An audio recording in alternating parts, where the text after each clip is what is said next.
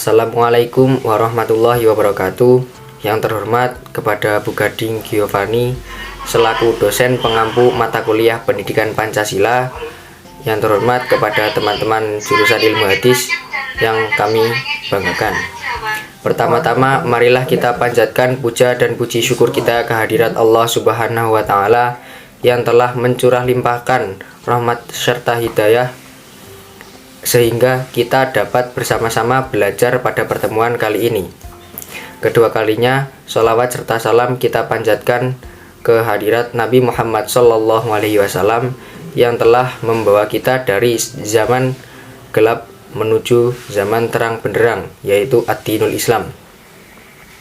Syukur alhamdulillah kelompok kami dapat menyelesaikan tugas perkuliahan pendidikan Pancasila yang bertemakan Pancasila sebagai ideologi nasional. Sebelum menuju ke pembahasan, kami akan memperkenalkan kelompok kami yang beranggotakan pertama Sabrina Aden, kedua Lutfiatul Insaniyah, ketiga Muhammad Ilham Habibi, dan yang terakhir Arya Nur Setiawan. Di sini kita akan menjelaskan mengenai 1. Pengertian ideologi, 2. Pancasila sebagai ideologi nasional, 3. Dinamika dan tantangan Pancasila sebagai ideologi negara, dan yang keempat adalah peran Pancasila sebagai ideologi nasional. Pengertian ideologi secara bahasa diambil dari bahasa Yunani yang berasal dari kata eidos dan logos. Eidos artinya ide, cita-cita atau gagasan, sedangkan logos artinya ajaran, ilmu atau pengetahuan. Jadi kalau disimpulkan jadi satu, ideologi merupakan suatu ajaran yang di dalamnya mengandung ide, pemikiran, gagasan yang sifatnya benar dan merupakan dasar pandangan. Menurut salah satu para ahli mengatakan bahwa ideologi merupakan gabungan pemikiran atau gagasan yang di dalamnya mengandung 3 unsur, yaitu yang pertama, unsur-unsur ideologi yaitu yang pertama mengandung pemahaman tentang kenyataan. Artinya, setiap individu bisa membuat pemahaman yang berkaitan dengan keadaan yang berdasarkan ideologi. Yang kedua, mengandung nilai-nilai yang disangka baik. Artinya, masyarakat bisa bertingkah asalkan berdasarkan nilai-nilai yang baik.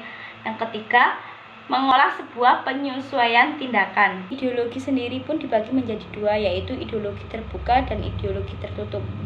Adapun ideologi terbuka merupakan cita-cita dan nilai-nilai yang bersifat tidak memaksa. Selain itu, sikap ideologi terbuka ini harus berkembang seiring berkembangnya zaman. Selain itu, juga dibantu oleh pemikiran masyarakat untuk mewujudkan cita-cita suatu bangsa. Sedangkan ideologi tertutup merupakan ideologi yang sifatnya mutlak atau ajaran yang menentukan tujuan dan norma-norma politik dan sosial yang dijadikan sebagai kebenarannya dan tidak boleh dipersoalkan lagi.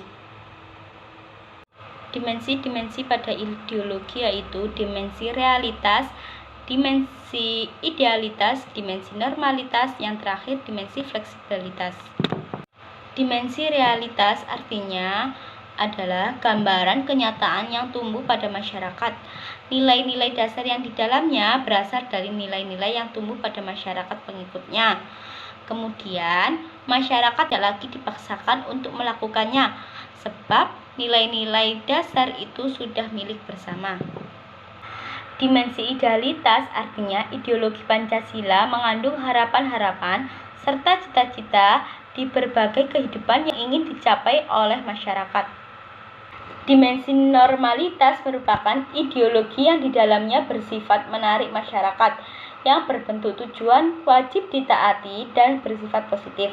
Sedangkan dimensi fleksibilitas merupakan ideologi yang mempunyai elastisitas yang bisa membangun perkembangan ide-ide baru. Di sini saya akan menjelaskan tentang Pancasila sebagai ideologi nasional. Pancasila merupakan ideologi negara.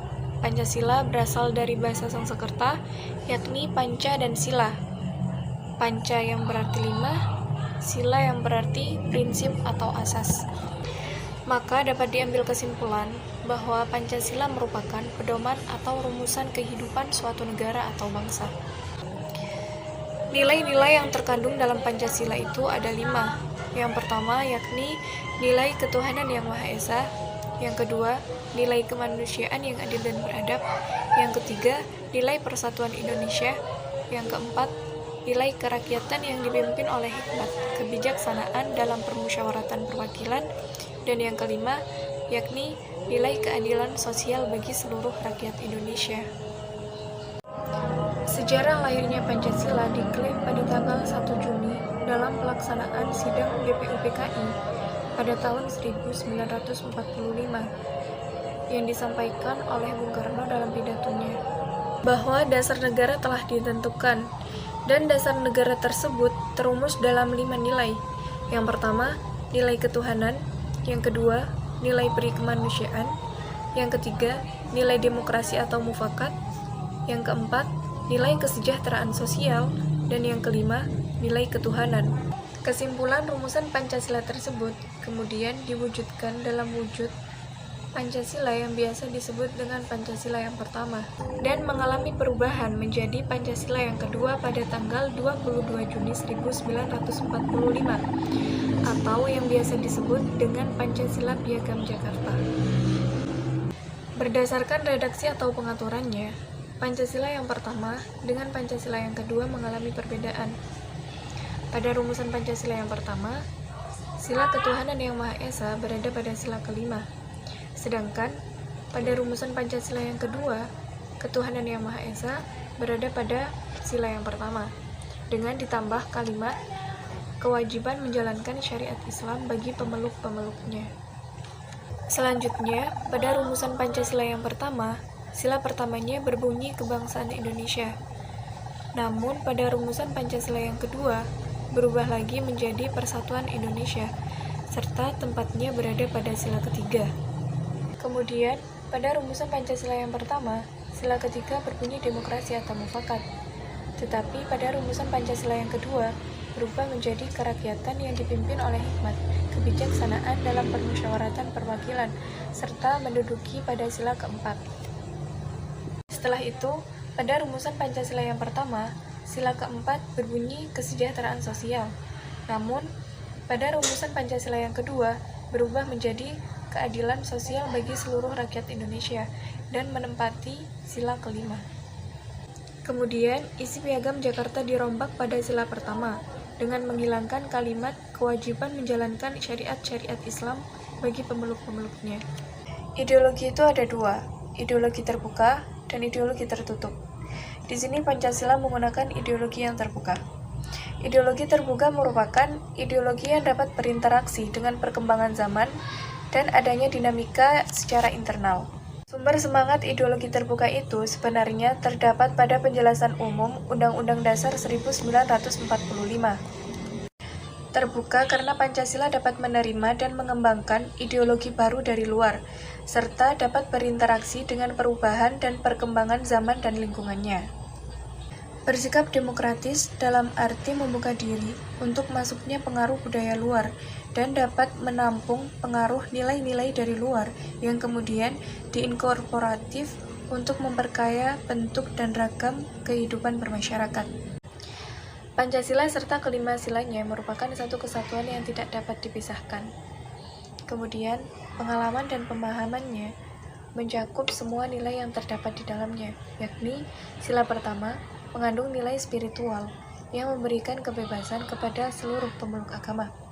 Sila kedua mengandung nilai satu derajat, yakni sama-sama manusia.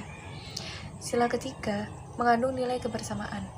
Sila keempat mengandung nilai kedaulatan itu berada di tangan rakyat, bahwasanya rakyat adalah pemegang kekuasaan tertinggi. Sila kelima mengandung sikap adil. Baiklah, saya akan menjelaskan materi tentang dinamika dan tantangan Pancasila sebagai ideologi negara. Unsur-unsur Pancasila sebagai ideologi negara di seluruh keberadaan negara Indonesia mencakup saat-saat baik dan buruk dalam pelaksanaan nilai-nilai Pancasila.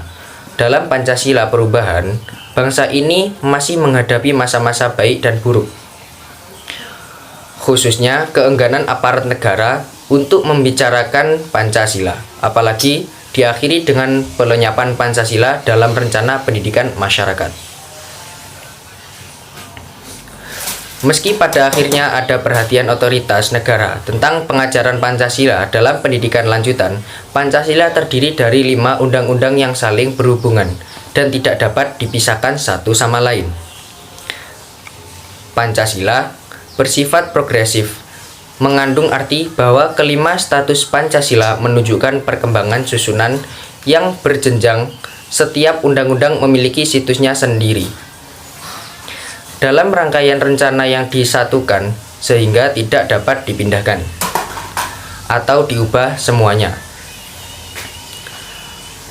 Meskipun status dalam Pancasila merupakan status solidaritas dapat dipisahkan satu sama lainnya, namun dalam memahami makna Pancasila, status tersebut penting untuk memperjelas status penggambaran atau terjemahnya harus bersumber, diarahkan, dan pembukaan dan batang tubuh Undang-Undang 1945.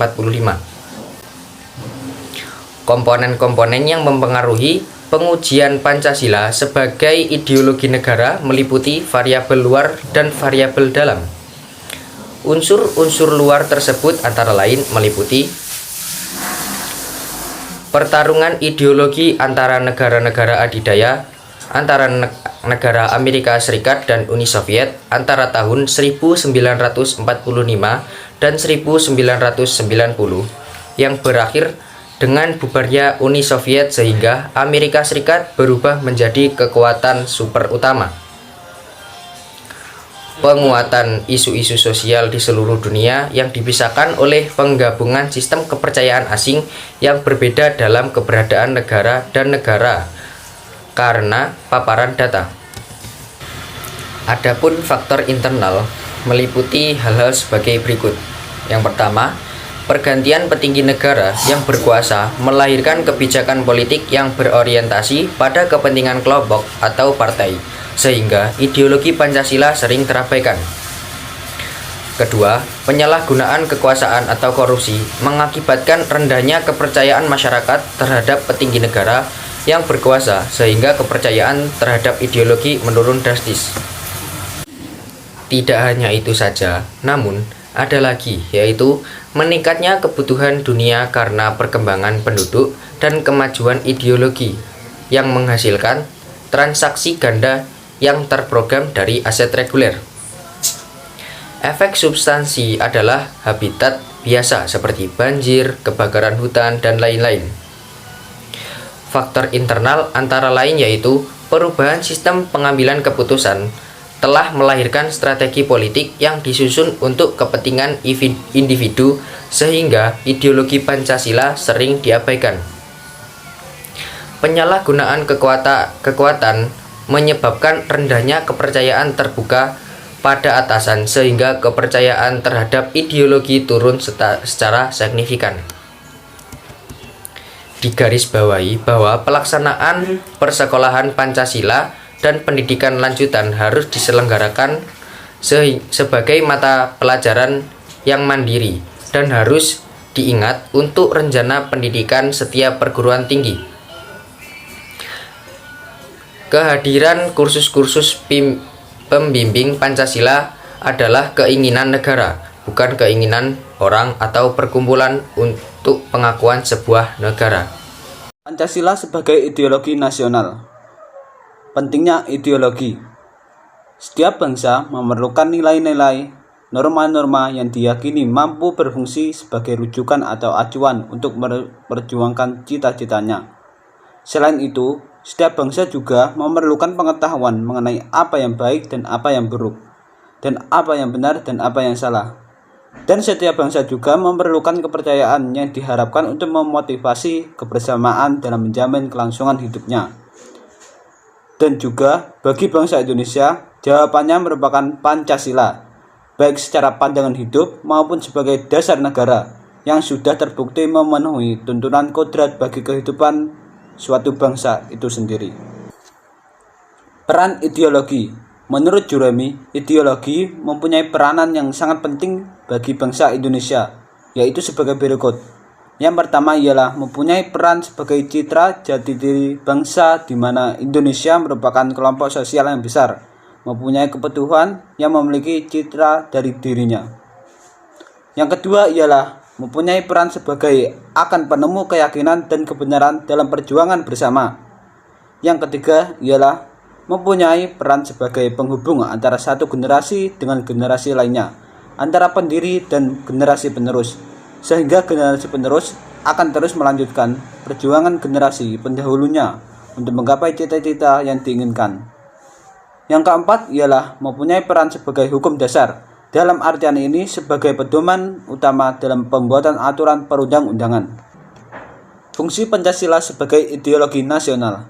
Jadi, fungsi Pancasila ialah sebagai ideologi nasional guna untuk memberikan orientasi ke depan yang mengharuskan bangsa Indonesia selalu menyadari terhadap situasi kehidupan yang sedang dihadapinya, kemajuan ilmu pengetahuan, kecanggihan teknologi, dan pesatnya perkembangan sarana komunikasi menjadikan global semakin kecil dan independensi pada kalangan bangsa-bangsa di dunia semakin menguat.